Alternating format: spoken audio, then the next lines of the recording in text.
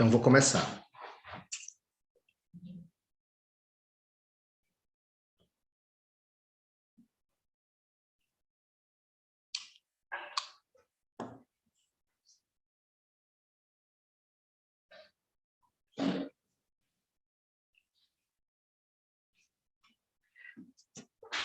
Boa noite, todas e todos. Boa noite, todas e todos e todes. Estamos iniciando hoje a abertura do Seminário Internacional Abolicismo e Arte. Esse seminário é o primeiro ato de uma ocupação abolicionista que o aquilombamento de professores pretos e pretas da Escola de Teatro realiza neste ano, junto à Companhia de Teatro da UFBA. Primeiramente, agradecer às minhas companheiras, Alexandra Dumas, Evani Tavares, que comigo compõem este aquilombamento de professores e que neste ano estamos esperando realizando um processo de criação poética atravessado pelo pensamento de diversas pensadoras que estarão conosco às segundas-feiras, abrindo verdadeiras encruzilhadas de reflexão. Para o encontro de hoje, desse primeiro ato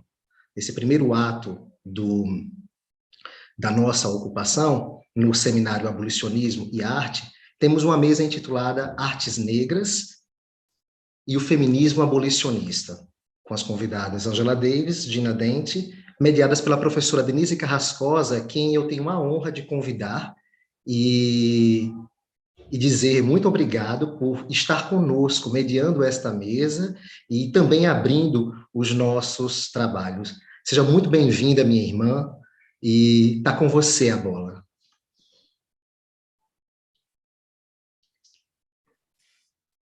Que bom, Estênio. Boa noite a todas as pessoas que nos assistem agora e saudações a quem ainda nos assistirá.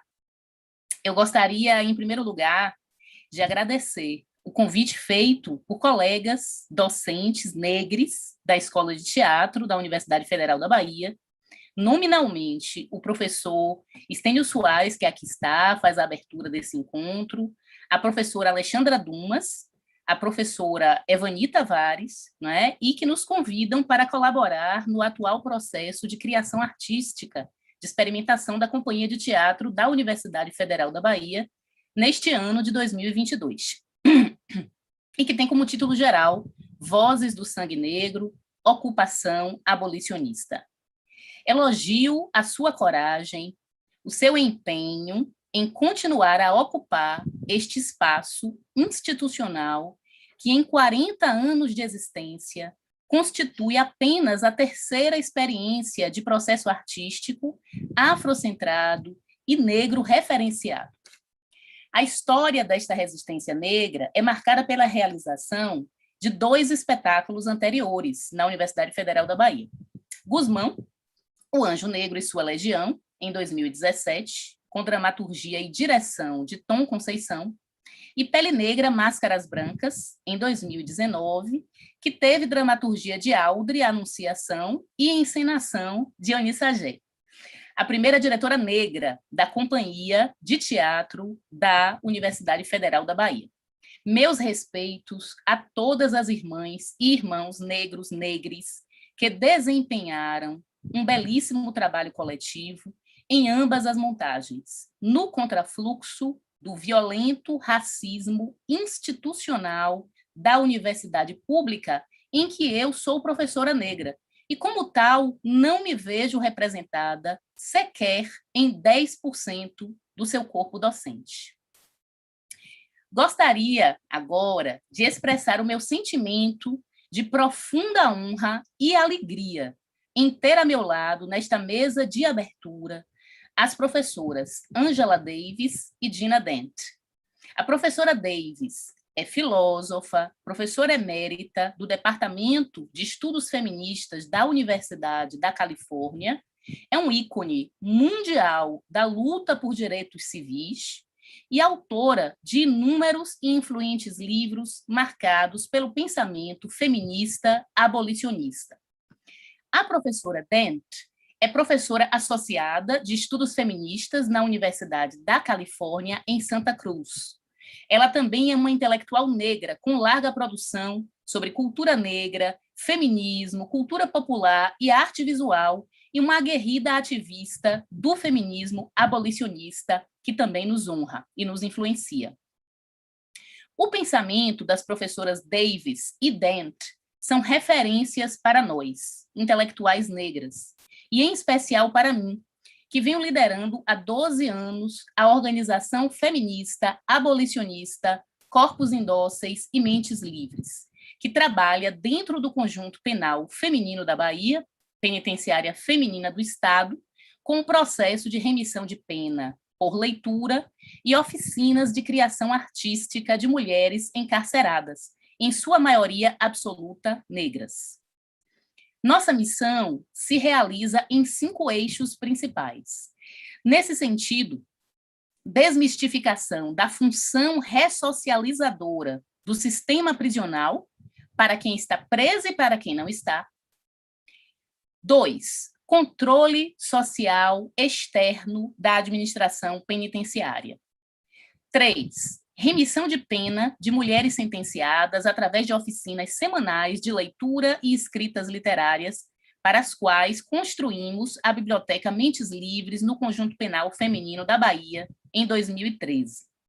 4, circulação de artes negras no presídio feminino para reduzir os danos causados pela violência prisional e colaborar na construção de consciência política negra, de gênero e classe de nossas irmãs encarceradas. 5, visibilização da produção literária e intelectual de mulheres presas, sempre organizada em um livro coletâneo ao final de cada edição, de poemas, contos, cartas, peças de teatro, etc. Este nosso trabalho, absolutamente voluntário, sem qualquer financiamento público ou privado, acontece ao longo de 9 meses do ano, semanalmente, e repudia qualquer tentativa de capitalização política oportunista. Entendemos que na conjuntura política de um Estado violentamente racista, sexista, genocida, encarcerador e neoliberal como o nosso, a luta antiprisional só pode acontecer de forma legítima e honesta, com total autonomia em relação à sua máquina de moer gente negra. Por isso, não poderíamos deixar de atender o convite do aquilombamento artístico da Escola de Teatro da UFBA, que, este ano, decide tratar do tema abolicionismo e arte. Para atender a esse chamado com a potência necessária, nós, Corpos Indóceis, organizamos esta mesa com as irmãs intelectuais negras, Gina Dent e Angela Davis, que vêm se debruçando sobre a questão dos movimentos abolicionistas contemporâneos, suas intersecções com os movimentos feministas e LGBTQIA+. E escrevemos o texto dramatúrgico que vem conduzindo o processo criativo da companhia de teatro. Este é o nosso apoio voluntário a este projeto. Entendemos que consiste, em um de nossos eixos de trabalho, a disseminação da crítica frontal do Estado antinegro e do enfrentamento contínuo aos seus dispositivos de genocídio, superencarceramento e epistemicídio, que não acontecem apenas na esfera federal, instalado no atual governo de extrema esquerda do presidente Jair Bolsonaro, instalado pelo golpe contra a presidenta Dilma Rousseff, única presidente mulher do Brasil, em 2016. Mas também esse projeto genocida antinegro de Estado é patente no governo estadual, gerido pelo Partido dos Trabalhadores e do atual governador da Bahia, um partido que diz operar no campo da esquerda, mas que, contra sua constituição histórica e em articulação com o mercado neoliberal e as forças policiais, já entra para a história da nação como o governo mais assassino da juventude negra que as estatísticas podem registrar, com uma sequência de chacinas, massacres em diversos bairros negros da cidade, e altíssimos índices de encarceramento, em especial de mulheres, ao longo da última década. Não diferindo muito este governo, que se diz de esquerda, da administração local da cidade de Salvador, gerida por um partido de direita que segue articulando as forças do capitalismo racista e heteropatriarcal em prol da violenta privatização da cidade. Para citar o mais recente exemplo, o espaço público conhecido por nós como Lagoa do Abaeté e suas dunas, um tradicional e longevo local de culto ao sagrado de matriz africana, está sendo o mais novo alvo de um projeto de privatização associado aos arranjos políticos e financeiros com fundamento neopentecostal, que pretende rebatizar o local com o nome Monte Santo Deus Proverá. Mais um caso explícito e vergonhoso de racismo religioso, que amplia os processos do genocídio e do epistemicídio contra o povo negro na cidade mais negra do mundo, fora do continente africano, com uma população em mais de 80% autodeclarada negra.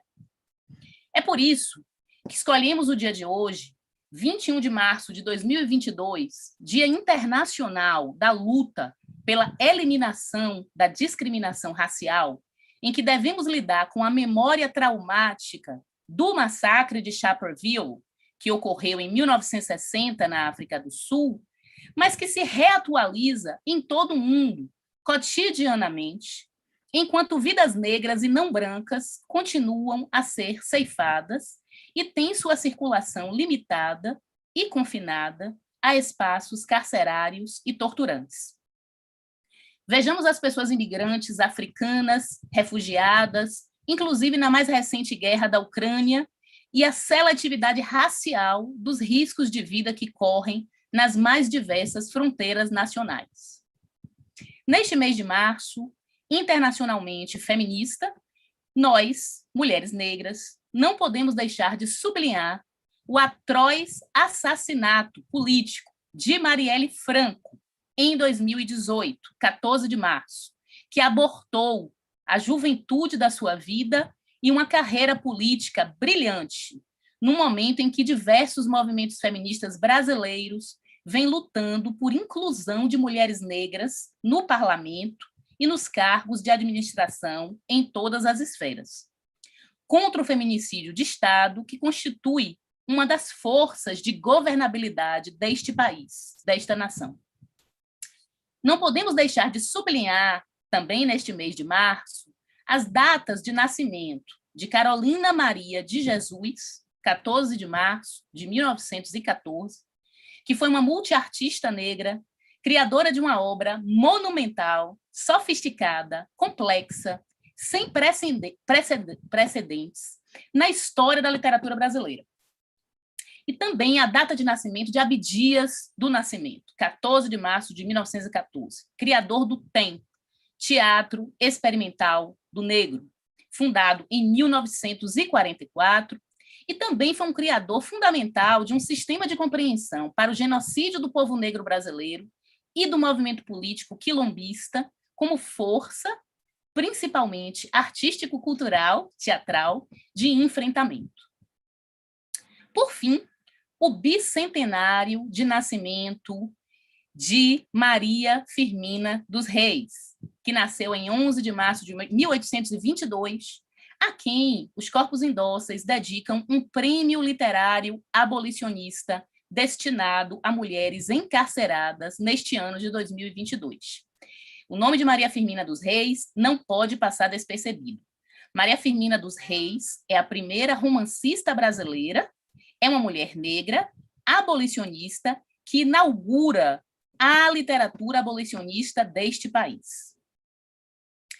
É neste contexto de enormes desafios, mas também de enormes referências que nos guiam à continuidade do pensamento crítico, da organização comunitária e da luta política, que teremos a honra de escutar as professoras Angela Davis e Gina Dent, que tanto nos inspiram ao longo de suas trajetórias e que passarão a ser traduzidas pela querida professora irmã Raquel de Souza neste momento. que já vem trabalhando na tradução simultânea nos bastidores. Também sublinho a importância da tradução em Libras. A interpretação em Libras, né, quem está fazendo agora é a intérprete Gabriela, né, daqui a pouco também haverá uma troca de turno, e a comunidade surda do Brasil, cada vez mais, luta por sua inclusão e acessibilidade aos importantes debates políticos do país. Obrigada às intérpretes, nossas irmãs, Raquel e Gabriela, que aqui estão conosco. Bom, as professoras Angela Davis e Gina Dent, elas estão...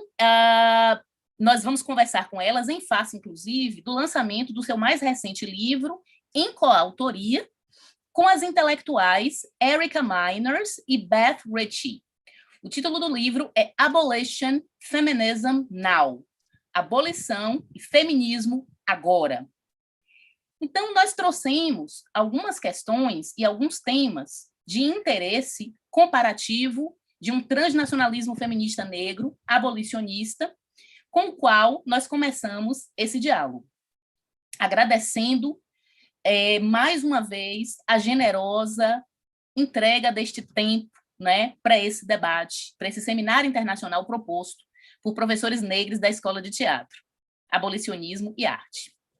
Primeiro tema, questão, que eu gostaria de trazer às professoras, irmãs, companheiras, Angela Davis e Gina Dent, seria o seguinte. Inicialmente, eu gostaria de traçar uma breve genealogia, no breve tempo que temos, internacional, das conexões entre feminismo e abolicionismo. No Brasil, há uma forte conexão entre o feminismo branco e uma mentalidade carcerária, punitivista, que, inclusive, é uma força motriz do populismo penal antinegro que elege representantes políticos à direita e à esquerda. Nós perguntaríamos, como vocês interpretam as conexões entre feminismo negro, as lutas LGBTQIA+, e os movimentos abolicionistas ao longo dos séculos no plano internacional?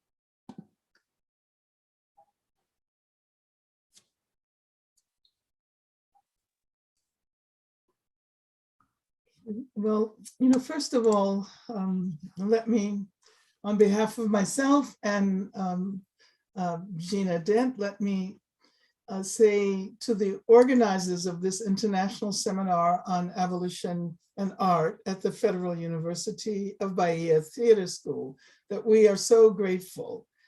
I'd also like to thank Professor Denise Carrascosa for inviting us, and as always, Raquel de Sousa for translating for us. I thank all of the professors and students in the theater school. And let me say, because we haven't really had the opportunity to visit Bahia in 5 years or so, we both feel undernourished spiritually and politically. So thank you so much for organizing this event.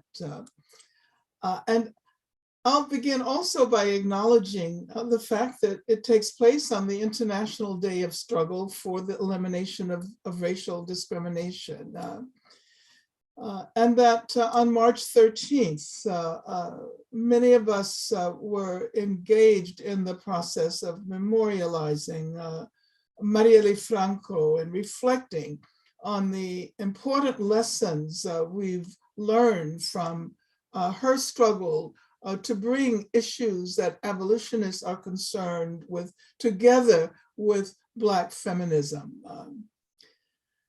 And I think that I'm going to ask Gina to begin addressing the question that Denise just raised, how our book on abolition feminism attempts to have a transnational perspective and the other issues. So let me hand it over to you, Gina. Boa noite. It's so wonderful to be with you all. Even though we are far away on Zoom, we are united again. Some people in the audience might not know that Angela and I have spent a lot of time together in Bahia, in Salvador, in other parts as well, and we very much missed being there. Also, I want to congratulate you for this amazing series that you are engaged in, and the really important work to connect abolitionism to arts, to make sure that people understand the importance of the arts in this work. It is work that we both care very much about, so we are so very glad to be a part of it. Denise, your question is a very big question. So we're going to maybe try to do a few things to talk about it a bit, because I don't know that your audience, first of all, will know what even we mean by abolition feminism. So I'll just say that Angela and I have just published in English a book called Abolition Feminism Now, as you introduced. That's co-authored by the two of us, along with Beth Ritchie and Erica Miners. And Erica and Beth, of course, would love to join us at some point soon when the Brazilian version of the book emerges, we hope, in the next few months. And of course, we thank Denise and Raquel, who have both been very, very important to the production of the Brazilian version. So someday we hope to see many of you in person in Brazil.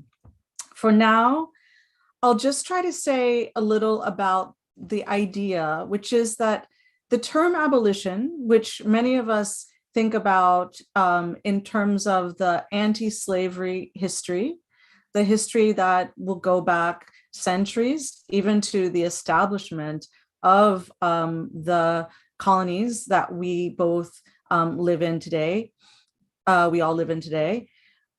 That term, which was addressed to slavery, is now also a term that we use to extend to thinking against the prison industrial complex. In other words, the term abolition now has moved to deal with the residual aspects of racial capitalism that are also a part of the problem of incarceration. But in telling that story, which many people around the world are engaged in now increasingly, we often neglect the part of that story which has to do especially with the work of Black women, and also in general, the work of feminists of all kinds. And so we wanted both to allow people to understand that the history of working against both slavery and the prison needs to be thought about in terms of the full spectrum of people who have been engaged.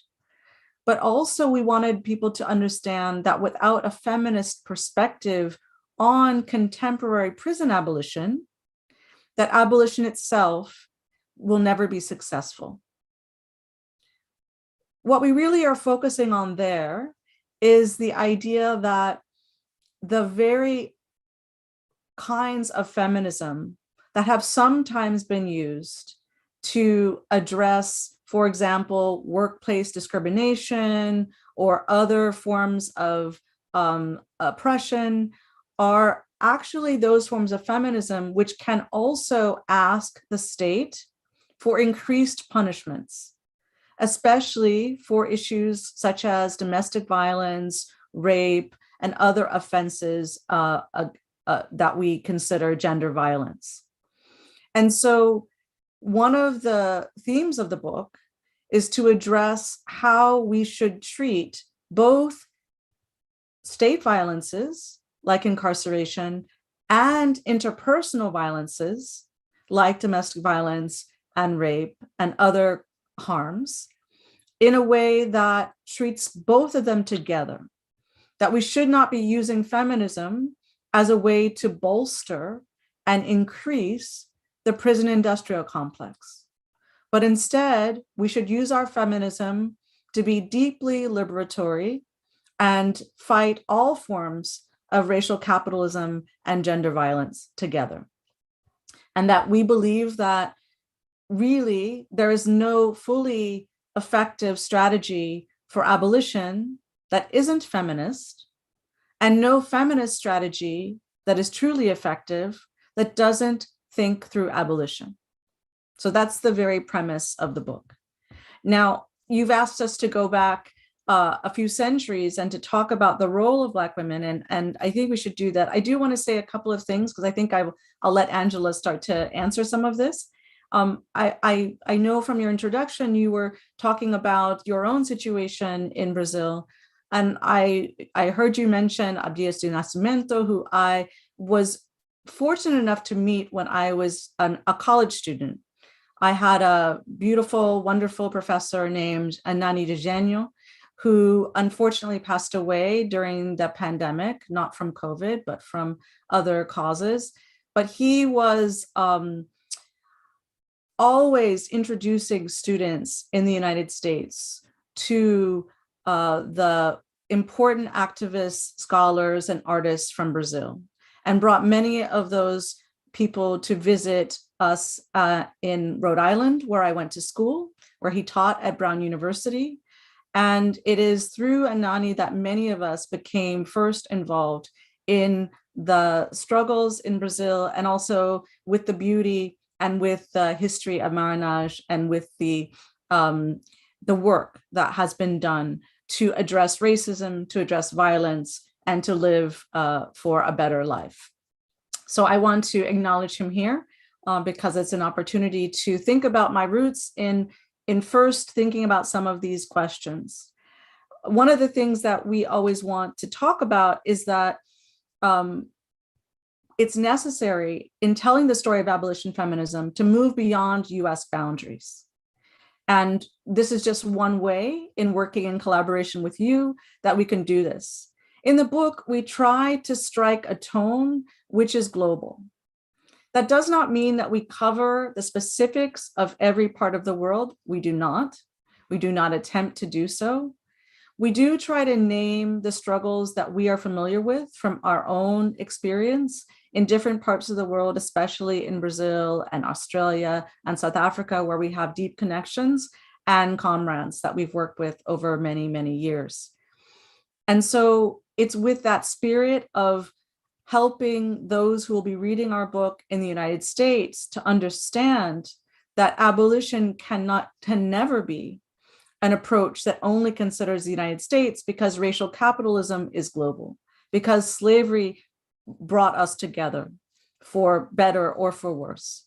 And that now we are in this struggle together, and the only way we will be able to fight the spread of the incredible scourge of incarceration is to work together. And so I think it might be helpful for Angela maybe to talk to us a little bit about some of this further. Yeah, thank you, Gina. Gina mentioned that we visited Brazil on many occasions, and particularly Bahia, Salvador, Cachoeira, Cruz das Almas, and other places. And we often find that we're called upon to represent Black feminism.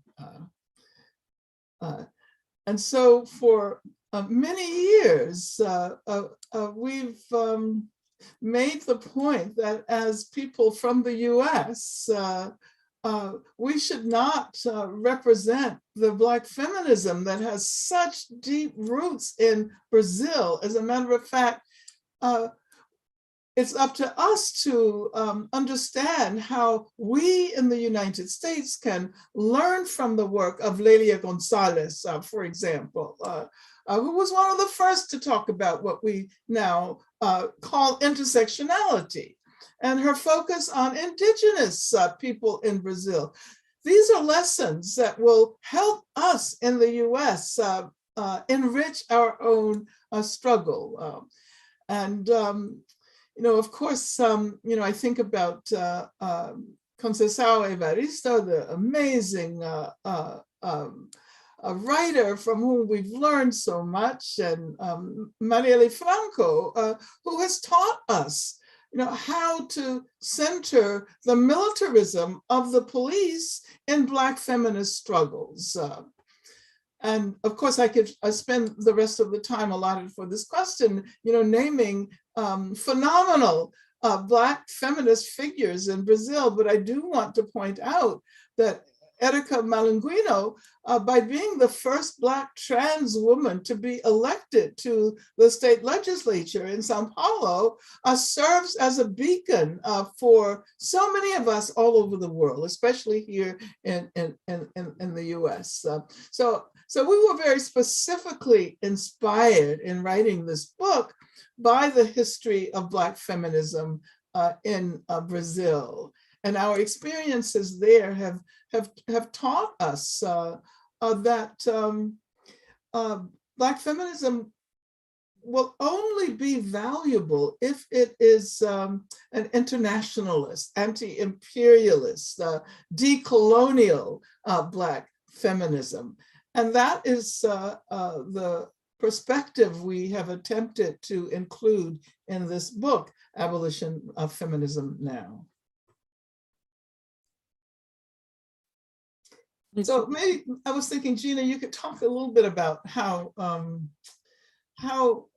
our focus on the nation state, as important as it is to prevent right-wing governments from being re-elected, as is the case in Brazil right now, that when we become ensconced within the narrow frame of the nation state, our whole perspective on the future, on abolitionist futures, on feminism becomes very much distorted. You seem to be leading into it, but I'll try to finish the thought. I think that the point we often try to make, and something I think about a lot, and it comes back to the way that I was educated from the time, well, really from my own family who believed in this, but also in college. I mentioned Anani Gigenio already, who was himself from Ghana, and the relationship to the Black world, which I was educated into, both through activism and through scholarship, was so important. It was not only important as an identitarian question, it was important as a political question, as a cultural question, as an anti-oppression question, a question of liberation, a question of submission to the nation state's ideologies. And so one of the things that it seems important to do, especially now, when it's become much less common and popular for people to have a global identification, is for us to remember how important it is to work through our various connections. In Brazil, you are becoming a Black majority when you used to be documented not as a Black majority, even though I know you will say you always were a Black majority.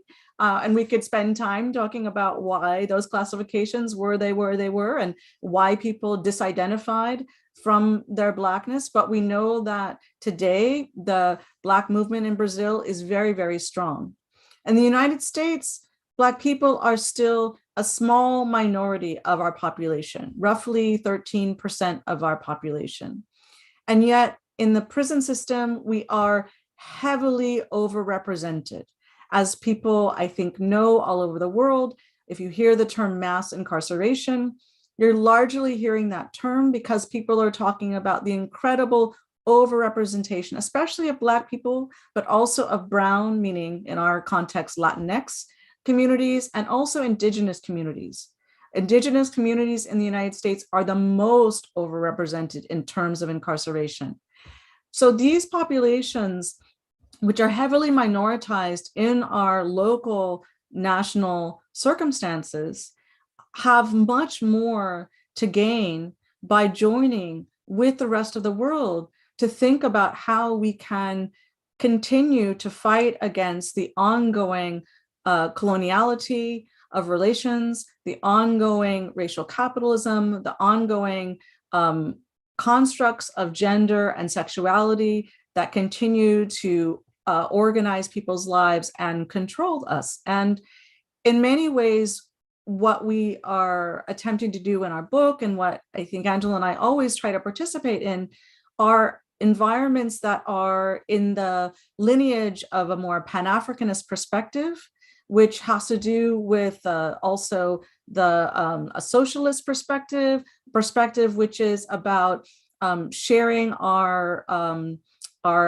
work and our goals and our practices with those around the world who are seeing that the structures of violence that the nation states represent are very much our problems. I don't want to get too much into this, but it's really hard to speak right now without thinking about the situation that we are all observing from afar with Russia and Ukraine.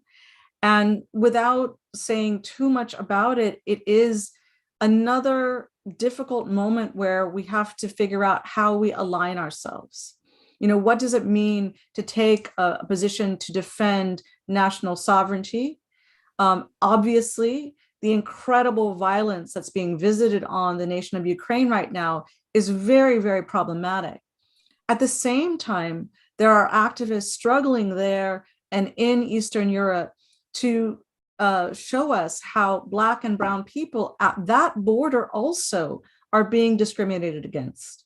So without a global perspective, without a way of thinking together about how we need to really fight against the structures that have oppressed us all racially and culturally, then we really can't do this work of thinking about true liberation.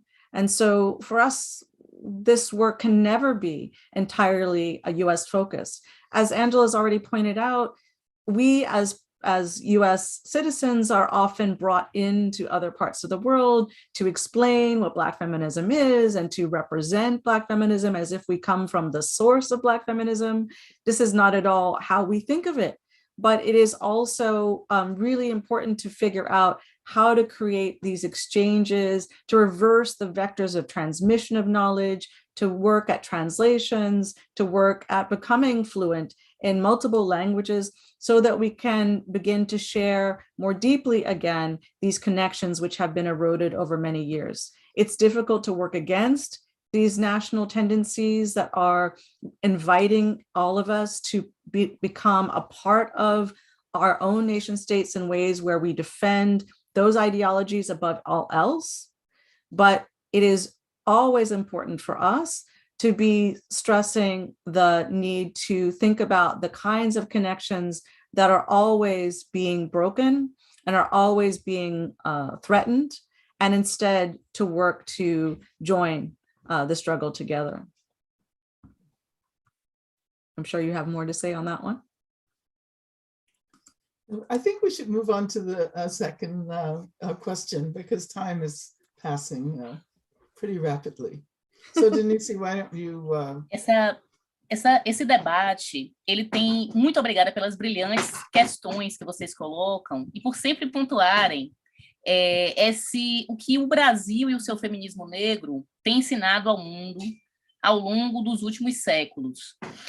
A questão da nação que vocês trazem ao final como um construto violento, não é, baseado no projeto empresarial, capitalista, racista, que é a escravidão, é absolutamente importante para nós, na medida em que nos parece que os dispositivos do projeto genocida antinegro e anti-povos indígenas originários se conecta, e o Abdias do Nascimento nos ensina isso, já antes da necropolítica do Attila Mbembe, ali no genocídio do povo negro, quando ele nos mostra que o projeto genocida ele é absolutamente complexo e refinado e se articula, por exemplo, com o epistemicídio.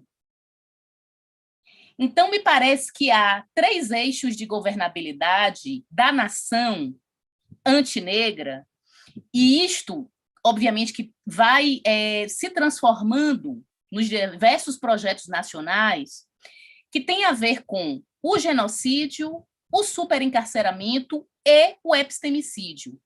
Um dispositivo não funciona sem o outro para causar a eficiência do seu termo final, que é a eugenia dos povos indígenas e dos povos negros. E no Brasil, isso tem funcionado assim, de formas diferentes, reatualizando dispositivos da escravidão ao longo dos séculos.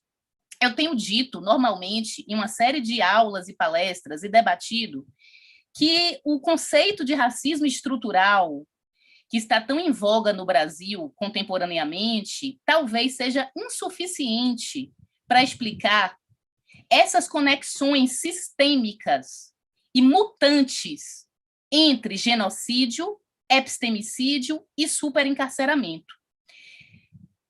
As estruturas, elas são fáceis de identificar. Elas têm sistemas identificáveis. Se se identifica um certo problema numa estrutura, se você elimina a estrutura, isoladamente, o problema some, teoricamente. Então, eu digo, se o racismo no Brasil fosse apenas estrutural, a gente já teria tido formas de identificá-lo e já teríamos tido forma de aboli-lo. Isso é um debate importante, porque esses conceitos fáceis, eles também funcionam para o epistemicídio das nossas teorias negras, de revolução, de ações políticas pragmáticas. Para conectar com a segunda pergunta, vocês vêm mencionando o feminismo negro brasileiro, mas eu também acho que, via de regra, nós, pela cultura letrada, colonial, eurocentrada, nós elogiamos e mencionamos mulheres negras que escreveram, como feministas negras, intelectuais. Mas há todo um espectro de mulheres negras que produziram e continuam produzindo pensamento e arte no Brasil e que são, por exemplo, trançadeiras, costureiras, rezadeiras, marisqueiras, parteiras, cozinheiras e alorixás, e que produzem artes negras num sentido expandido em rodas de samba, em rodas de capoeira, em rodas de candomblé, conhecimentos e artes que foram criminalizadas, subestimadas e assassinadas e roubadas, não é? Durante tanto tempo. São mulheres anônimas, comunidades de mulheres negras anônimas que também constituem um certo espectro de produção de pensamento, de produção de práticas estéticas, artísticas também.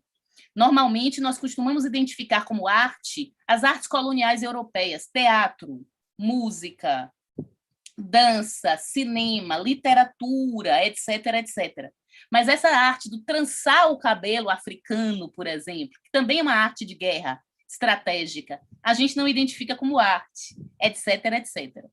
Bom, então, me parece que esse campo das artes negras, não num sentido colonial, mas num sentido expandido, já falava desse campo, já continua falando, por exemplo, a nossa intelectual Leda Maria Martins, que estuda performances negras das culturas banto, reizado, congado, né? E ela vai criando formas de leitura das performances de um tempo africano ou afrocentrado que essas culturas negras, de mulheres negras principalmente, criam para nós. Então, essa questão que eu traria para vocês qual seria a importância, como vocês veem nos mapas que realizam, né? A importância, a influência, a interferência dessa linguagem artística negra, africana, afrocentrada, nas inúmeras inseminações, nos nossos movimentos abolicionistas, essas tranças entre as nossas artes negras, né, das mais visíveis, aquelas que cabem nos espaços confinados, de museus, de livros de literatura, de galerias de arte, de teatros, de cinemas, as mais expandidas e invisíveis também, e sequestradas, né, que vivem no anonimato, que são essas artes da culinária, a arte da costura, a arte da mariscagem, né? Então, como vocês veem as relações entre essas artes negras, de mulheres, africanas, afrodiaspóricas, e a relação com as lutas abolicionistas? Seria uma segunda provocação.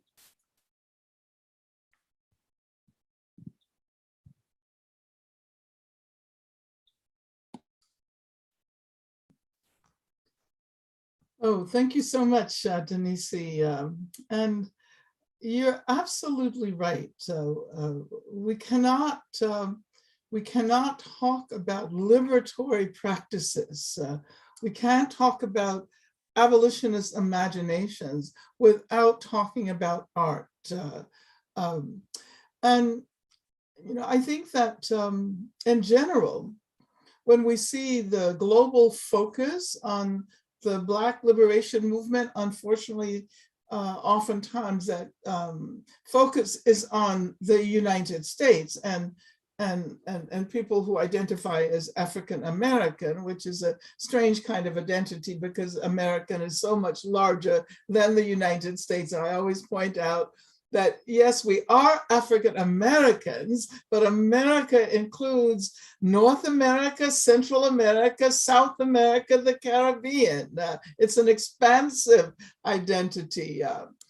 But having said that, I want to point out that, that one of the reasons why there is such a global interest in struggles that unfold in this part of the world, from slavery to struggles against racist police violence and structural racism and systemic racism today, that interest has to do not only with an understanding of the violent suppression of people of African descent in connection with colonialism, that of course was founded on the genocide of indigenous inhabitants. But it also has to do with the fact that Black people not only suffered in this horrendous way, Black people not only fought and engaged in struggles for freedom, building quilombos in Brazil, maroon colonies in other parts of the Americas, and eventually succeeding in disestablishing slavery. W.E.B. Du Bois pointed out that the abolition of slavery, which of course was a partial abolition, because we're still living the afterlife of slavery, that that was achieved as a consequence of the self-directed activity of people who were enslaved themselves. But the point that I want to make is that Black people not only accomplished, all of these phenomenal things, but they created beauty in the process. They created art, and that is what has allowed us to survive all of these hundreds of years. And I think this is precisely the reason why the Black struggle for liberation stands for the struggle for democracy, for freedom, for happiness, for people all over the world, not only people of African descent. So art is at the very heart of the struggle. Everyone all over the world knows Black music, right? Black music is global music, and that music comes from the struggle. That music has allowed us to not only engage in political struggles, but to sustain ourselves and to find joy and happiness precisely in the process of engaging in that struggle.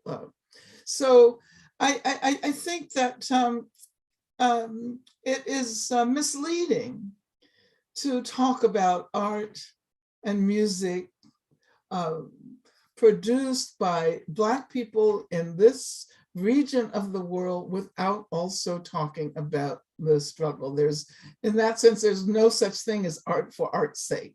It's always been art for the sake of the collective emancipation, not only of people of African descent, but of all people. And I wanted to add to your wonderful lists, Denise, of the kinds of art that Black women have made. I wanted to add the fact that Black women blues singers who were not necessarily literate in the sense of people who might write books and so forth and so on, but they allowed us to understand that Black women too were engaging in feminist struggles, that Black women were recognizing early on, long before white women began to talk about the importance of challenging domestic violence, gender violence. Bessie Smith and Rosa Henderson and Ethel Waters, and they were all singing about this. They were all creating what you might now call feminist community through their music. So don't let me get started on that, because I might use up all of the rest of the time, but I think that Gina can now perhaps talk very specifically about abolition and visual culture. And I know that she has done a lot of research regarding the ways in which the history of the prison is in part shaped by the history of popular visual images of the prison. So we have art on the one hand that is linked to struggle, but we also have visual images that are linked to the kind of permanency of this institution that we want to see dismantled and replaced by the kinds of services and institutions and democratic approaches that will lead us toward new futures. Well, I think Angela has already really put her finger on something which is so very important to me and to you all, I know. And it of course is the reason why you are beginning this program for these weeks. And so it is maybe important for us to just talk about why we need to pay special focus on the problem of, or on the projects of abolition and arts. As Angela mentioned, one of the things that I've been interested in from the time that I became involved in the prison abolition movement is the role, especially of popular culture, meaning TV, popular music, film, on reinforcing both, as Angela already mentioned, the permanent presence of the prison, the idea that we really do not have a history of moving images that doesn't have the prison in them, from the very earliest Edison silent films to the contemporary moment. I used to do, many years ago, I used to do Google searches on, or searches on our local television guide for the words jail or prison. And I could find at every hour of every day something that would represent prisons, jails, and especially the violence inside. And of course, the message was always that the crime was the cause of the punishment, that there was a link between the criminality, especially of certain kinds of people, we know who, and the necessary punishment that they would endure. And of course, the notion of prison culture, the very term prison culture, always refers to the idea that the people who are currently incarcerated are the ones creating that culture.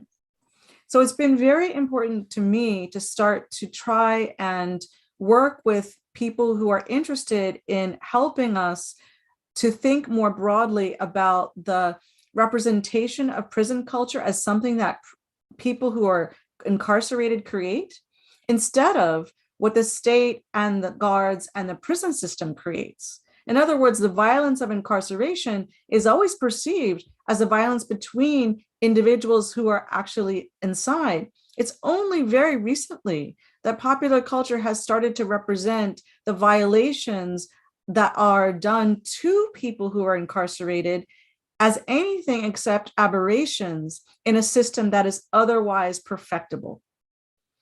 And so it is really important to think about abolition and to recognize that all of us, whether we are people who have served time or not, are affected by those images in ways that we often don't pay any attention to.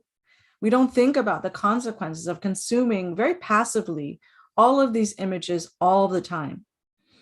And then to counter this, we are invoking the arts, the practical work of engaging aesthetically and making beauty for the world. But sometimes we also assume that art is by definition oppositional to our hegemonic norm of incarceration and violence. Unfortunately, it takes quite a lot of work to focus our attention on living differently, on a different version of liberation, on art as a practice of attending to both that which has constrained us, but also of guiding us to another way of being in the world, or restoring us to ways that have been lost. And I think it's really important for me to be involved in anything that is an effort to help more people, especially who are currently serving time, to allow themselves to have access to expression through the arts, but not to simply think that it is a matter of drawing, painting, sewing, producing that then immediately provides liberation. There is, of course, something healing about doing something with one's hands and with one's eyes that is beautiful, but it is not in itself sufficient to say that that work will be transformative. I mean, we have to reckon with the idea that anyone can make art, including those who are fascist or those who are racist or those who abuse. And so what is the work that we need to do together to be able to visualize abolition? So as you are involved in a project with this, I also have been involved in a project with this at the University of California, Santa Cruz. The project itself is called Visualizing Abolition. And if anyone who's joining today would like to see what we've been doing, we have a website. It's visualizingabolition.ucsc.edu. And there you can see the various kinds of events we've been having. And we hope, of course, to be partnering with you and with others to think more globally and expansively about these questions. But it's really about making sure that we have space to develop an alternative vision, that we make more effort to challenge ourselves, to unthink our own participation in carcerality. It is not something which is always out there in the world that we know everything about and can fight against. It is often the impulses that we ourselves have when we feel afraid, when we feel we don't have access to certain things, when we want to assert, especially in the United States, our rights, which of course people say over and over again. It can be very individualistic. It can be very nationalistic. It can be repressive to many different kinds of people who are often not seen when we're thinking in these ways. So one of the things that Abolition Feminism Now as a book really tries to do, and what the Visualizing Abolition Project really tries to do, is try to focus us on the ways that we also have internalized habits. So how do we seek security? How do we represent what it might be to live a free life? What does it look like? What does it sound like? As Angela pointed out, of course, we have a history of music and of arts that has been about liberation and about freedom. But we also have a popular music and popular arts that are sometimes produced by people of color that are very much connected to the capitalism that we are fighting. So it's really important that we infuse our environments, our pedagogical environments, our activist environments, and especially the environments for people who are currently serving time inside, with an education into the arts that is critical, that reveals to people other ways of thinking about the world. And it is something that is not so easy as to say, pick up a pen and paper, or, pick up an instrument. But yes, let's do that.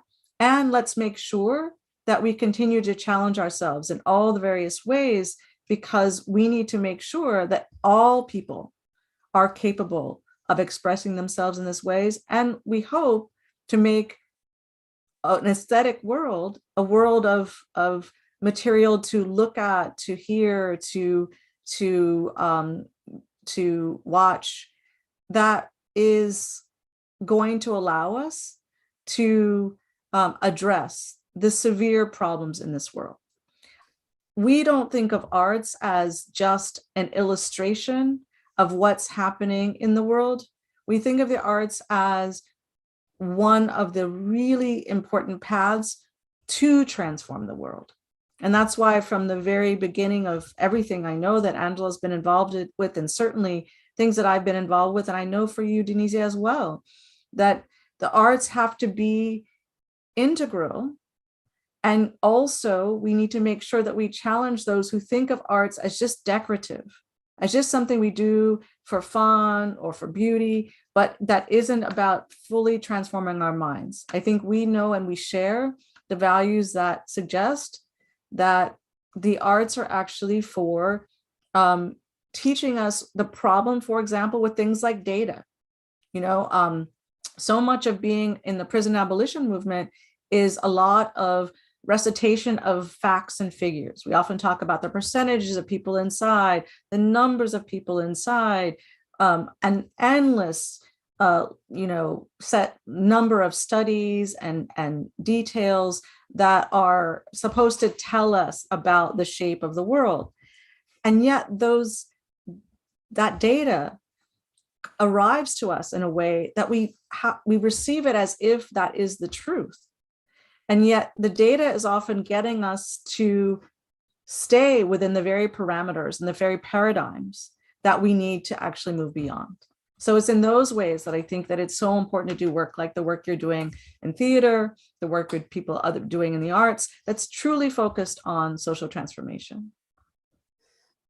Denise, before we go to the last question, may I just add a small footnote to Gina's wonderful explanation of the work that the arts can potentially do to move us in liberatory directions.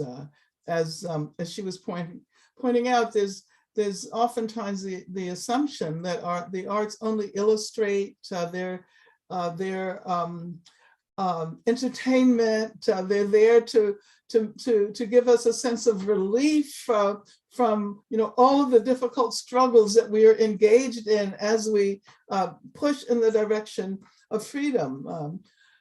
But as she was pointing out, the arts have to be central to the process of liberation. And as a matter of fact, if it's true that knowledge by itself does not necessarily lead people to struggle, for example, to eliminate these horrendous institutions of racist violence, prisons and police. How many statistics have we seen? Everyone knows that if you talk about structural racism, that the prison and police are the most dramatic examples of structural racism. Yet we continue to see pushbacks. We continue to see calls for abolition, and then of course there are those, including the President of the United States, Joe Biden, who relies on the old, outmoded crime rhetoric, law and order rhetoric that Richard Nixon used in the 1970s to demonstrate why we still need more police, and by extension, also more people in prison. If knowledge by itself does not necessarily change the way people feel, art can help to change the way people feel about these issues. Art can reach the emotions in ways that the statistical knowledge does not. And so I like to point out that art can help us to feel what we don't yet really know. And particularly when we're speaking about the possibility of alternatives, of a world without prisons, a world without police, art can help us to feel what that might be like in ways that, writing an abstract essay on it might not be able to do. Yeah, I think we have to continue to point out that the arts play an absolutely central role in our effort to uncover the emancipatory possibilities around us. Vocês tocam em questões que são tão complexas e Gina, na sua fala, traz para nós essa dimensão da cultura popular negra e de toda uma questão, toda uma relação com o capitalismo e a produtividade e as dimensões globais que essa cultura popular negra ganha e o modo como nós... Isso pode ser articulado com o inconsciente político dessa nação do qual nós falávamos, mas nós não chegamos a tocar nessa dimensão da subjetividade desse inconsciente político, de como ele pode ser complexo e organizado por tamanhas violências da própria pessoa negra contra si. Recordando aqui Frantz Fanon, mas de Peles Negras, Máscaras Brancas, que inclusive constituiu o último espetáculo de 2019 da Companhia de Teatro da Universidade Federal da Bahia, a partir de dramaturgia de áudio e anunciação e encenação da nossa querida Oni Sagé, a partir do texto de Frantz Fanon, mas lembrando principalmente uma psiquiatra médica negra brasileira, Neuza Santos, que elabora a questão desse inconsciente da subjetividade negra, da pessoa negra que se fere, não é? Que fere a sua própria realidade, a sua própria estrutura psíquica, o seu próprio ego. É interessante pensar, nós que trabalhamos há tanto tempo dentro das prisões, e é importante enfrentar, é um desafio enfrentar. Eu conversava no seu seminário, Gina, no seminário que você organizou, Visualizing Abolition, sobre isso, como as mulheres negras encarceradas têm a sua mentalidade prisional intensificada com o processo de aprisionamento. E como, muitas vezes, elas podem advogar contra si próprias dentro do cárcere, com as suas narrativas, com os seus poemas, elaborando esteticamente ou reelaborando a mentalidade prisional que constitui o inconsciente político de um Brasil ainda escravista. Lembrando a Toni Morrison, quando ela fala sobre o processo de criação do olho mais azul, quando ela diz que, no contexto da década de 60, de ascensão e emergência do feminismo negro nos Estados Unidos, havia naquelas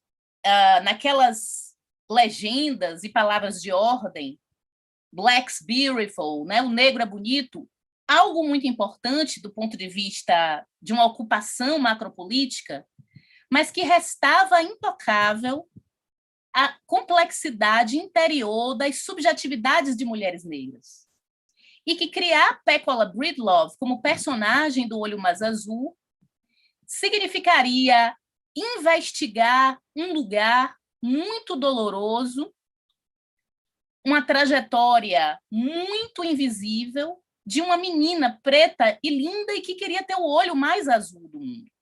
E com aquilo, investigar o processo de adoecimento mental na trajetória narrativa dessa criança negra, seria importante para que a gente explorasse esse inconsciente político dessas feridas não cicatrizadas dos processos de escravização, inclusive na sua herança transgeracional. Então, eu fico pensando aqui que essa tarefa abolicionista, que sim impregna as nossas trajetórias políticas, artísticas, comunitárias, ela ganha uma dimensão muito complexa e difícil quando a gente pensa desses processos violentos de internalização da violência antinegra pela própria comunidade negra. E sim, me parece, Gina, que a cultura popular e a mídia, a indústria midiática, tem um amplo papel na intensificação dessa autoviolência. Acho que é uma outra tarefa que a gente precisa enfrentar. Nesse sentido, no Brasil, por exemplo, quando nós estamos neste contexto político de uma extrema-direita no poder, eu estou me corrigindo porque minha filha está assistindo a transmissão e me disse que, quando eu falei sobre o governo atual, eu fiz um lapso e disse extrema-esquerda. Então, eu estou corrigindo agora a minha fala de início. Durante esse governo de extrema-direita, esse inconsciente político ele fervilha e vem para a superfície uma série de violências de linguagem e de imagens que podiam ser arrefecidas, diminuídas com os governos de esquerda anteriores. Então, no debate das narrativas, a gente está sendo muito mais machucada nesse momento. Mas, voltando ao que estávamos dizendo, essa tarefa é muito difícil, essa tarefa de visualizar a abolição. Então, eu queria finalizar os debates que estamos fazendo aqui provisoriamente, vamos continuar ainda em outros momentos, eu espero, trazendo uma questão que vocês já trouxeram nas suas falas, né? Quais são os desafios, né, que temos nessa tarefa de visualizar a abolição? Algumas pessoas no campo da crítica da arte falam de afrofuturismo, visualizar um futuro africano, afroancestral, afrocentrado, que não é voltar ao passado tradicional, mas reinventá-lo na medida da nossa contemporaneidade. Como há outras pessoas que exercitam um ceticismo afropessimista. Como vocês veem esse debate de posturas diante das tarefas importantes, né, que temos e que assumimos de visualizar a abolição?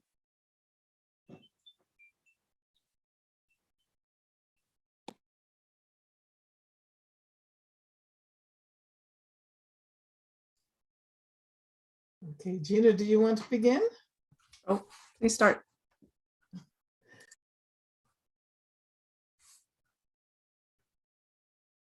Oh, wait, you're muted if you're going to start. Oh, I muted myself again. Sorry. Denise, one of the key elements of struggling for emancipatory futures is the creation of a collective imagination. So how do we collectively imagine the future, a future that is not so fully defined by racism and, of course, class bias and misogyny and homophobia and transphobia. Capitalist temporalities leave us so ensconced in the present that we can only think about the future as an unfolding of the present moment. Capitalism represents itself as eternal, as permanent. And in relation to that, we have the representation of institutions that are designed to preserve capitalism, such as the prison and policing structures. They depend on the acceptance by masses of people that they are institutions that will forever define our landscapes in the future. The role of abolition is to help to produce a collective imagination that opens up new possibilities, that allow us to think about other ways of addressing health and safety and security. We don't have to think about security as a function of violence. We don't have to think about what happens in our communities that produce harm as a call for more police. We can, begin to think about a call for a different kind of world, a call for housing for everyone, for jobs for everyone, for access to education for everyone, regardless of their racial or economic background. When we begin to think about security in a different way that's unmoored from the assumption that only armed human beings provide security to us, then that allows us to first imagine and then move to create a very different kind of world. But first we must break the hold that capitalism and racism, racial capitalism, hold on our imaginations. And I like to point out that during the era of slavery, regardless of the fact that that institution was represented as permanent, to the extent that there was no way of imagining the world without slavery based on racism. How did Black people who were enslaved manage to create a collective imagination of something different, of a future that is defined by freedom? They were imagining us, so to speak, and if they had not been able to develop that collective imagination, we would not be where we are today.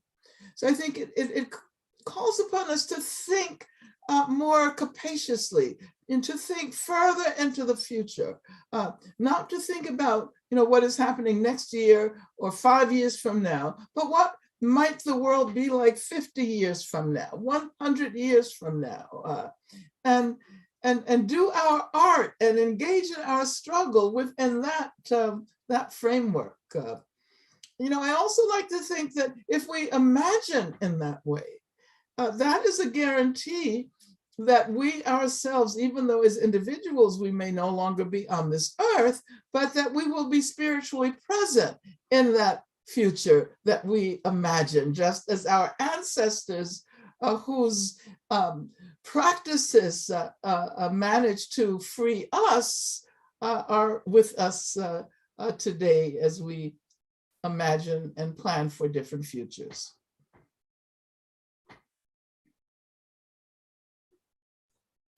I mean, I can only endorse that as the beautiful thing to think about today. You're right, Denise. There's Afrofuturism is one part of what's been going on, and I think actually back to our conversation earlier about global struggle and about Pan-Africanism and about connecting Black people around the globe. One of the really interesting parts about Afrofuturism, not Afrocentrism, different, very different actually in our world, is that the Afrofuturist modalities tend to connect across national boundaries. They tend to not even see national boundaries.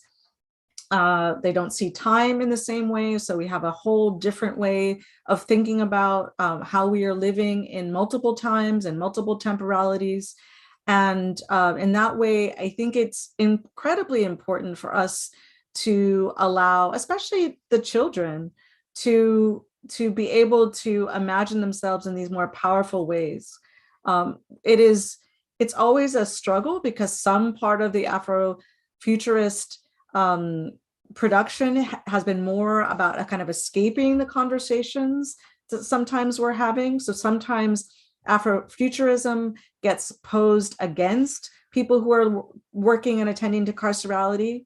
For myself, I actually think of these things as two sides of something which is necessary. On the one hand, we need absolutely to be addressing the harms of our moment, which include, as you pointed out, the harms we do to each other, that we need to recognize those, we need to work at those, we need to understand the ways that are the production of popular culture that we are also involved with is a part of producing that violence.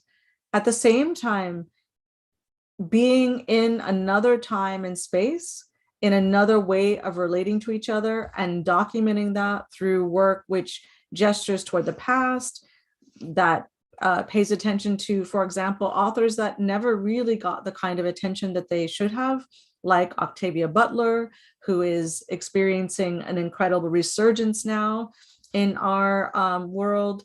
And of course, it's not coincidental that someone, a Black woman like Octavia Butler, would be someone who needed to imagine outside of the constraints that were presented to her of what a realist representation of the world could be. That there was no way for her to imagine a freedom that didn't involve radically moving away from the paradigms of the moment that were being offered to her and the ways of thinking about relationships in the world. And so I'm so glad to be a part of this moment when we are attending to these things differently in public. And even though it is partly COVID that has us on Zoom together, it's also been a wonderful time for us to think about these other kinds of connections that we can have, that we should fortify in this moment when we are all online and we're forced to be in a different kind of relation. It's different to me than social media normally is, because it is more about having the livingness of our connections and of our crossing our time zones and explaining that to each other and understanding that about each other. And it's really about the potential for making a radical break from some of our habits of constantly reiterating our own lives as Black people as lives only of suffering. So you mentioned, for example, there in your very complex opening question and your closing, which is would keep us for a very long time if we were going to have this conversation. But you did mention Afropessimism, and I think that we should probably address this because it has become something which people think characterizes a way of seeing and interpreting and believing and analyzing. For me, actually, the construction of Afropessimism is actually not really correct. I think it often refers to lots of thinkers and artists who are very different in their ways of relating to the world. But I think the damaging part of Afropessimism, as I've encountered it in the world, is when it's so focused only on seeing anti-Blackness that it can't see anything else. And it's so focused on being Black as a form of suffering that we can't ever get outside of it. And so the work that you are doing in the theater program and at UFBA in general and in thinking about Black consciousness is really important for allowing ourselves to know that that is not all of our world. Just as Angela was referring to, the freedom songs, or we know about all of the ways in which our ancestors made lives that are often not written about in their fullness, because they're written about as enslaved beings, as imprisoned beings, as beings that suffered against racism. But we all also know about all of the ways in which we hold on to Blackness as our form of being in the world, which is also about our joy in the world.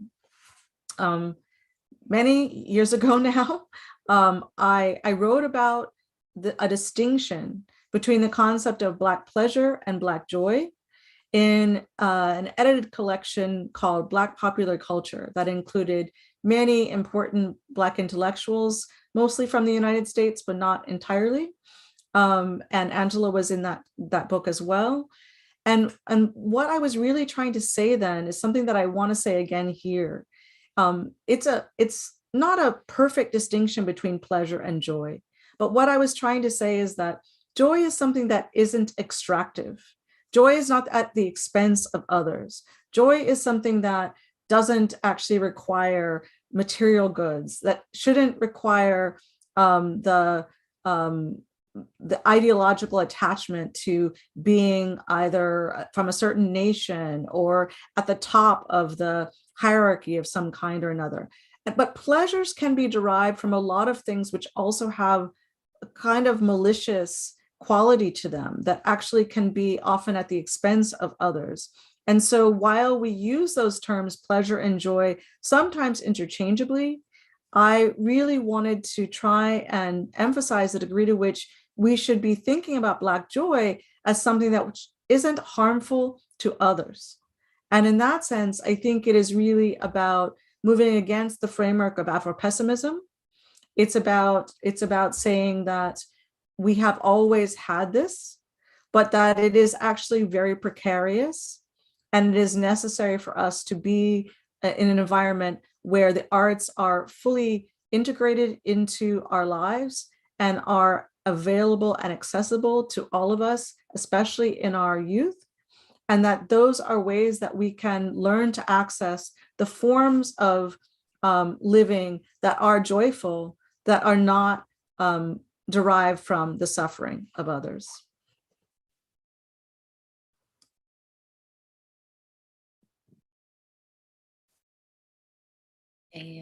Estamos chegando ao final, infelizmente, do nosso tempo, e eu gostaria de elaborar mais algumas questões, mas é o que temos por agora.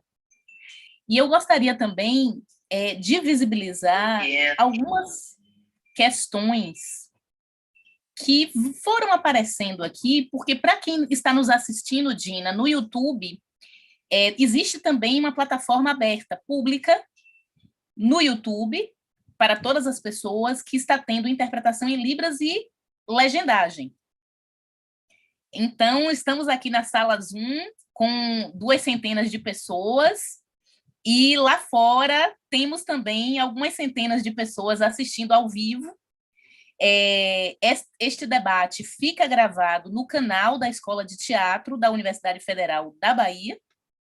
Então, teremos ainda possibilidade de mais visualizações e desdobramentos. O que é importante, é o que a gente deseja, um debate público aberto. Por isso mesmo, eu vou, mesmo a gente estando no limite já do tempo, eu vou dizer aqui algumas das perguntas que surgiram no chat, porque nas suas palavras finais, para nos despedirmos, se vocês quiserem trazer algum elemento dessas questões, fiquem à vontade, tá bem? Gabriel Ferreira pergunta: como a arte negra pode ser estimulada eficientemente na escola primária como forma de transformação da perspectiva dos futuros agentes da sociedade? Gabriel faz uma pergunta em relação à arte e educação de crianças.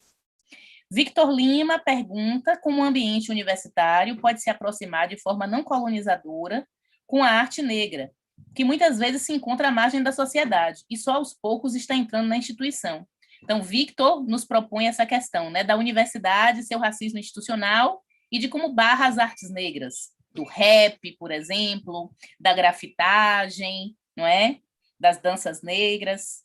Leonora pergunta: qual é o papel da imaginação emancipativa feminista negra para a prática abolicionista? Mas depois ela diz: professora Angela Davis já respondeu essa pergunta. Anne Martins pergunta: olá, Ângela, sou Anne Martins, mulher professora nortista indígena. Estudo teatro e os cárceres no Amazonas. Gostaria de saber se, pós-crises pandêmicas, o assunto, as prisões estão obsoletas, ela está se referindo ao livro da professora Angela Davis, e o abolicionismo estão sendo mais discutidos, ou somente na nossa bolha, ou em um pequeno recorte de grupo em 2022? Você vê ações concretas e continuadas? Pretos e indígenas serão sempre os encarcerados daqui para frente? Gratidão. Gabriela Monteiro pergunta: hoje é o Dia Internacional da Luta contra a Discriminação Racial e é também o Dia Internacional da Poesia. Como poderemos trazer a poesia para a centralidade da nossa articulação abolicionista internacional no enfrentamento aos pilares citados pela professora Denise: genocídio, superencarceramento e epistemicídio? João Vitor Sobral pergunta: qual solução as palestrantes sugerem para o problema do encarceramento em massa? João Vitor, nós não sugerimos solução, mas vamos ver o que minhas companheiras dizem sobre isso. O debate é a solução em processo. Carmen Dias pergunta: considerando a ideia de sistema mundo, como a questão da mulher negra é vista numa perspectiva afrodiaspórica? Dulce Maria pergunta: o conceito de abolicionismo pode ser estratégico na luta contra o racismo e por libertação. Vai à essência da estrutura da opressão. No entanto, tem sido pouco aprofundado. As artes poderiam ser motivadoras desse tipo de aprofundamento, do entendimento das raízes da luta para se consolidar e expandir a consciência sobre o abolicionismo? Joelma Vieira pergunta: já estou terminando. Olá, Angela Davis. Sou Joelma Vieira, trabalho com mulheres idosas, negras, em vulnerabilidade social. Como posso trabalhar com as mulheres idosas negras que fazem trabalhos manuais, como terapia, utilizar esses trabalhos como fonte de afirmação e identidade? Edileuza Santos. A arte negra, Edileuza Santos, nossa querida professora de dança, minhas homenagens à professora Edileuza. A arte negra pode contribuir para o fortalecimento do vínculo entre a arte e o despertar da consciência política e social para a população negra periférica, mesmo com o capitalismo selvagem? Bom, essas são algumas perguntas que me foram enviadas pela produção. Eu não tenho acesso ao YouTube agora, já são muitas, também são muito complexas. A gente gostaria de ter tempo para abordá-las na sua complexidade, mas eu deixo à vontade as convidadas, professoras Angela Davis e Gina Dent, se quiserem, nas suas considerações finais, tecer comentários em relação às perguntas que foram feitas.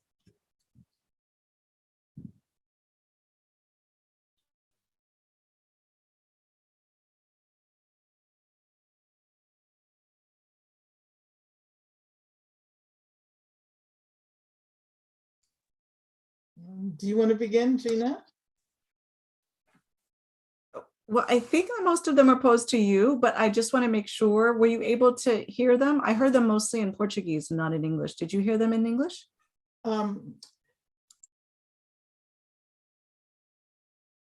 Wait, you're muted. Yes, I did, but for a while, the English was coming over the Portuguese channel. So you had to switch to Portuguese in order to hear the English. And then it switched back to the English channel. So do you want, I'll begin. And I know we're very close to the end. And let me say that I really deeply appreciate the questions that have been posed by people who are watching this program about art in primary school, about the importance, the absolute importance of arts education for children. And learning about art, children also learn about their capacity to imagine the world differently. So it's not only about learning how to be a practicing artist, it's about retaining ways in which one can educate one's imagination. And of course, you know, everyone is capable of producing something new, something different. And I think regardless of how old we are, the person who asked the question, who taught or who works with Black elderly women, you know, older Black women, you know, also can learn how to better use their imagination by exploring the arts. I think that since we're talking about abolition, prison abolition, the abolition of the prison industrial complex, the abolition of carceral systems such as the police, we also have to ask ourselves, how do we address the needs of people who are caught up in that web? So abolition is not only about demanding the dismantling of these institutions in the context of creating a different social and political world, it's also about learning the dialectical connection between imagining that new world and at the same time attempting to respond to the needs of those who are caught up in the web of carceral institutions right now. And I think we know that people who survive long periods of time behind bars are those who learn how to use their imagination, those who learn how to live within their imaginations, those who study and develop their intellectual capabilities, those who do art and learn how to live in another dimension, even as they're forced to exist in that terrible dimension constituted by carceral violence.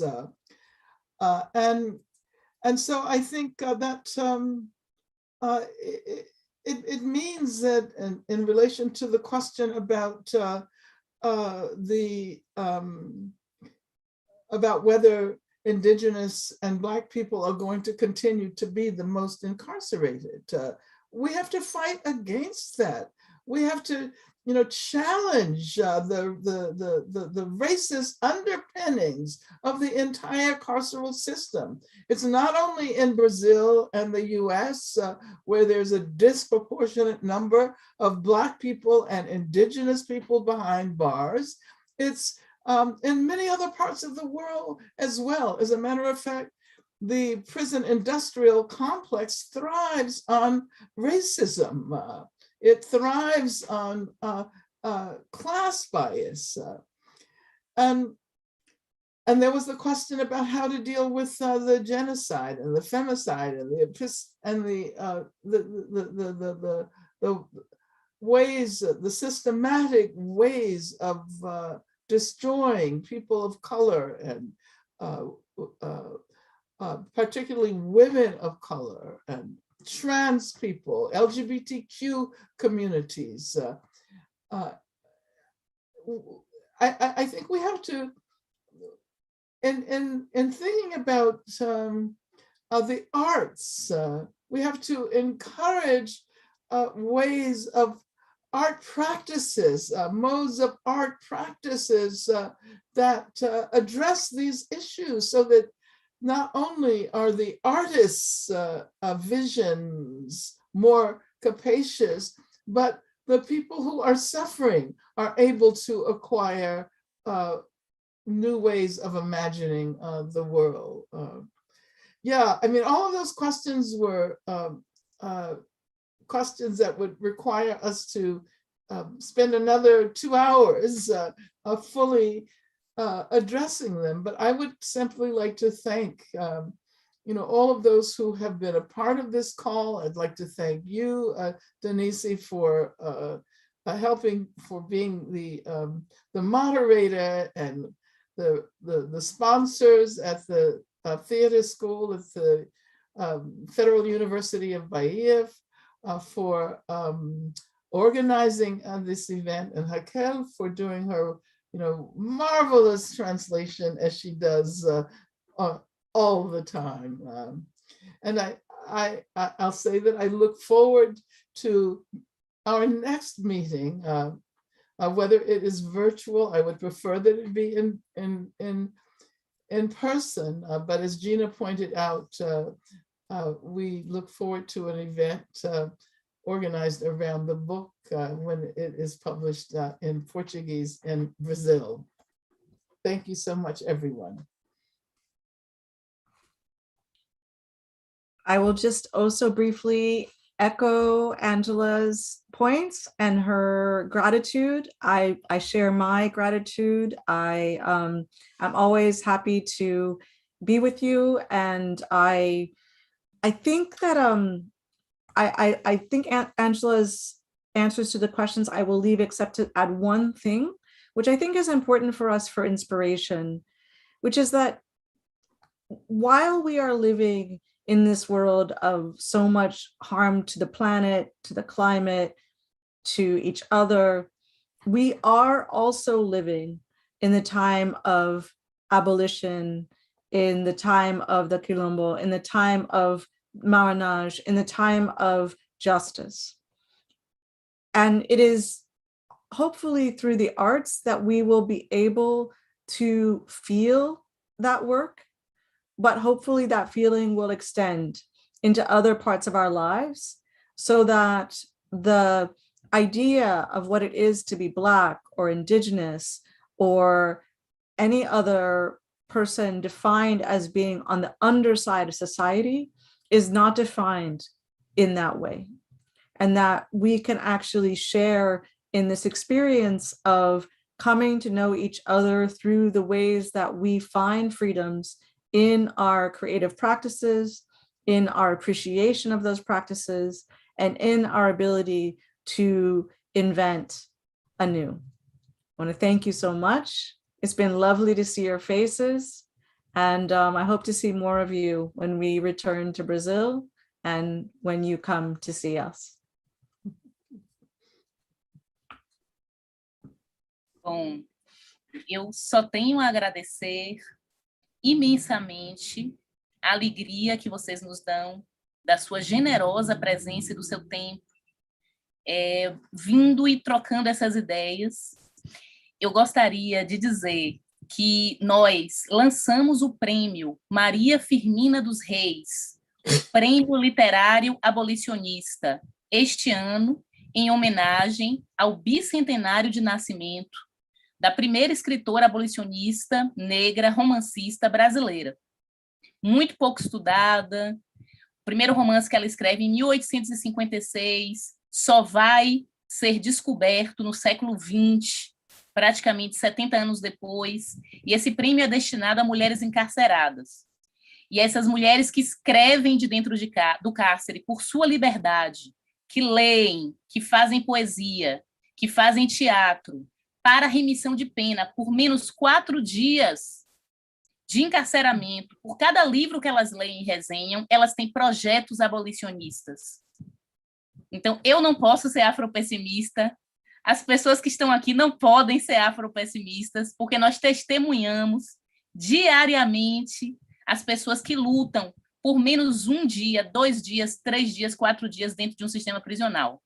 E eu gostaria muito que tanto Angela Davis quanto Gina Dent estivessem aqui durante a premiação dessas mulheres, para que com o prêmio elas conquistem um outro lugar, que não é o lugar da mulher negra presa, sentenciada, mas que é o lugar da mulher negra escritora, poeta, que ganhou um prêmio de literatura com esse grande nome, né, da luta abolicionista no nosso país, que é Maria Firmina dos Reis. Eu queria agradecer, vocês estão convidadas e eu espero que estejam aqui em pessoa para a gente se abraçar. Eu gostaria de agradecer a Escola de Teatro da UFBA, através das professoras e do professor, da professora Alexandra Dumas, da professora Evani Tavares e do professor Estênio Soares. É um aquilombamento artístico negro dentro da Escola de Teatro da UFBA, que ocupa a companhia de teatro e promove o Seminário Internacional Abolicionismo e Arte. E nos convoca a estarmos nessa mesa, não é, sobre abolicionismo e esse feminismo, que nós gostamos de chamar feminismo abolicionista e artes. Eu gostaria de agradecer os grupos de pesquisa da Universidade Federal da Bahia, Yorubanto, coordenado pelo professor Henrique Freitas, Traduzindo no Atlântico Negro, coordenado por mim, o coletivo Luísa Bairros, que luta por ações afirmativas, políticas de ações afirmativas dentro da Universidade Federal da Bahia, não é? E, principalmente, o coletivo Corpos Indóceis e Mentes Livres, uma organização de mulheres negras que eu tenho a alegria de liderar e que luta pelas vidas de pessoas encarceradas. Gostaria de agradecer imensamente a professora Raquel de Souza, também, nossa irmã, amiga, essa intérprete e pesquisadora extraordinária, que sempre nos acompanha por seu tempo e sua competência. Gostaria de agradecer às intérpretes de Libras, Lucas Sol, Gabriela, que estiveram aqui conosco, promovendo acessibilidade à comunidade surda, né, e principalmente nos reeducando na língua brasileira de sinais. E gostaria de chamar, então, o professor Estênio Soares, que vai fazer a finalização. Muito obrigada por quem assistiu, um grande abraço. Nós não tínhamos como atender a todas as perguntas, como eu disse, são mais de 500 pessoas aqui dentro da sala e também no YouTube, ao todo, ao mesmo tempo, ao vivo, mas nós esperamos reorganizar debates, né, na continuidade desse Seminário Internacional Abolicionismo e Arte, e o professor Estênio vai dizer para vocês o que é que vem por aí, não é? Pela Companhia de Teatro da UFBA. Muito obrigada, professoras Angela Davis, mais uma vez, professora Gina Dent, professora Raquel de Souza, Lucas, Gabriela. Agora a palavra é sua, professor Estênio. Obrigado, Denise. Obrigado por essa mediação maravilhosa na primeira noite do Seminário Internacional Abolicionismo e Arte. Agradecer vivamente a sua mediação e a disponibilidade e contribuição indescritíveis das professoras Angela Davis e da professora Gina Dent. Um convite, na próxima segunda-feira, no mesmo horário, às 19 horas, nós iremos encontrar a bailarina e coreógrafa brasileira, a professora Carmen Luiz, o ator e diretor baiano, Ângelo Flávio, com a mediação da minha companheira, camarada, amiga, professora também da Escola de Teatro da UFBA, a professora Evani Tavares. Então, todas e todos estão convidados e convidadas. E para